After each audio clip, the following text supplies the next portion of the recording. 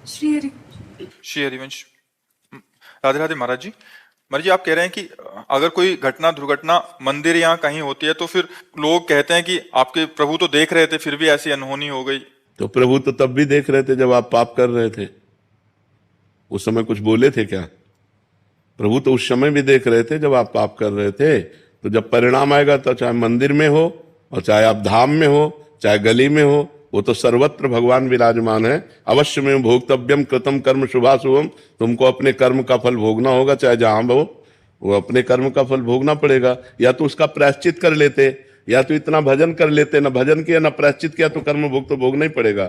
ये कृपा कहो कि मंदिर और धाम आदि में जो कष्ट मिलता है, जहां बहुत मिलना चाहिए वहां थोड़े से काम चल जाता है। अगर मृत्यु भी हो गई तो मंगल हो जाता है।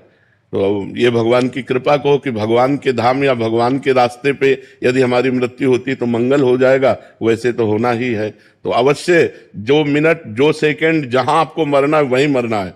जो मिनट जो सेकंड जिस समय तुम्हारे शरीर को दंड मिलना है वही मिलना है, ये पहले से निश्चित हो चुका है। भगवान क्यों बचाएंगे? आपने भगवान को पुकारा क्या? आपने भगवान का भजन किया क्या? आपने भगवान की आराधना की क्या? क्यों बचाएंगे? पूरे संसार को छूट दे रखी है। तुम चाहे पाप करो चाहे पुण्य करो, अपने कर्म का फल भोगो या भजन करके भगवान को प्राप्त कर लो, पूरी स्वतंत्रता दे रखी है। अब जो कर्म करोगे वैसा दंड आपको भोगना पड़ेगा।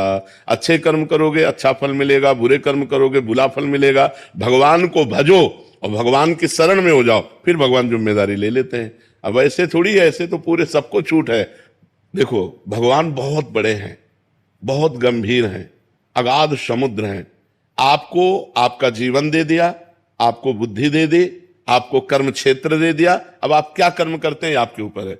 जैसे बाप ने आपको बीज दे दिए 50 प्रकार के और खेती दे दी। अब आप बम्बूल बोओगे तो दाग छुआरा थोड़ी खाओगे।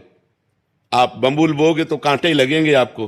तो आप इस कर्म क्षेत्र में पाप कर्म कर रहे हैं, मुर्गा मुर्गी खाना, भ्रूण हत्या करना, पापाचरण करना, व्यभिचार करना। और जब इनका फल आएगा तब कहोगे देखो बहुत अच्छा आदमी था और उसको ये दंड मिला। आज अच्छा है लेकिन कल उसने पाप कर्म किए तो उसको भोगना पड़ेगा कि नहीं भोगना पड़ेगा? तुम कल को नहीं जानते हो, भगवान कल को भी जानते हो, आगे आने वाले कल को भी जानते हो, वर्तमान को भी जानते हैं।